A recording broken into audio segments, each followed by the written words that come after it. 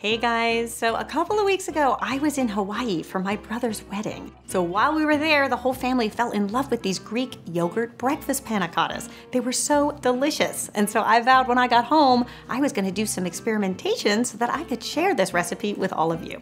So today you are in luck. I have got it down. So let me show you how to make this really awesome breakfast treat known as a Greek yogurt panna cotta. So we're gonna begin by adding 1 cup of 2% low-fat milk in a large saucepan. And then to that, we're gonna add 1 vanilla pod that has been scraped of its seeds. And then I also like to throw in the pod as well. And then to sweeten it up, instead of sugar, I'm gonna use a 1/4 cup of honey. Now at this stage, we do need to add some gelatin to our mixture to allow our panna cottas to set up.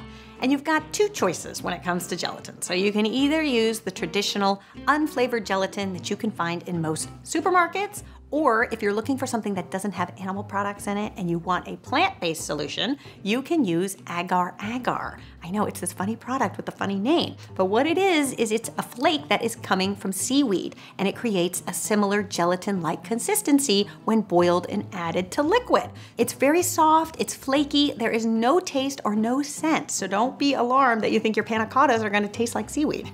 They're not, it's completely unflavored. You can find Agar Agar in Asian supermarkets, or you can also find it in health food stores. I found mine at Whole Foods, so you may try there. So there you go, 2 choices, animal-based or plant-based, either one will work. So if you're using the Agar Agar, you wanna use 2 tablespoons, and you can just add it into your milk mixture, stir it until it's dissolved, bring it to a boil, and then simmer it for about 5 minutes.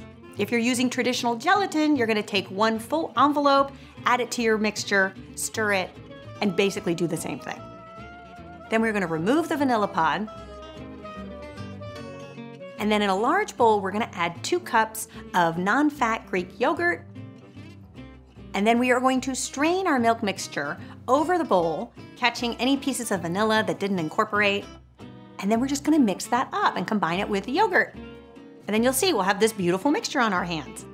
Then we are going to transfer this into a pitcher because it's gonna be a lot easier to pour into our glasses.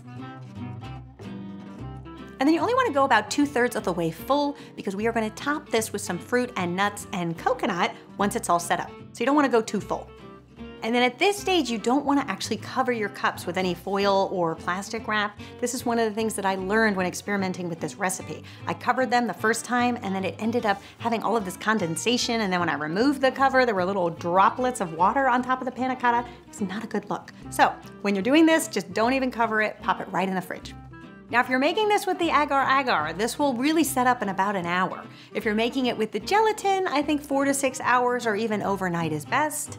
Then once they're done, I like to top them with one of my favorite trail mix blends of just nuts and some dried fruits. And then you can give it a little drizzle of honey. And then you can top with some fresh berries. I like to use raspberries. And then just as a finishing touch, a little bit of sweetened shredded coconut. You will see when you tuck into this, you will get all of that richness of the panna cotta mixed with the tartness of the berries and the texture of the fruit and the nuts. It is such a winning combination. I will also say if you wanted a healthy dessert, this could also be served for dessert too. I hope you guys give this one a try and let me know what you think. And as always, you can find the full recipe in the video description, or you can head to entertainingwithbeth.com for a printable version too. And I will see you back here next week for another easy and delicious recipe. Until then, bye.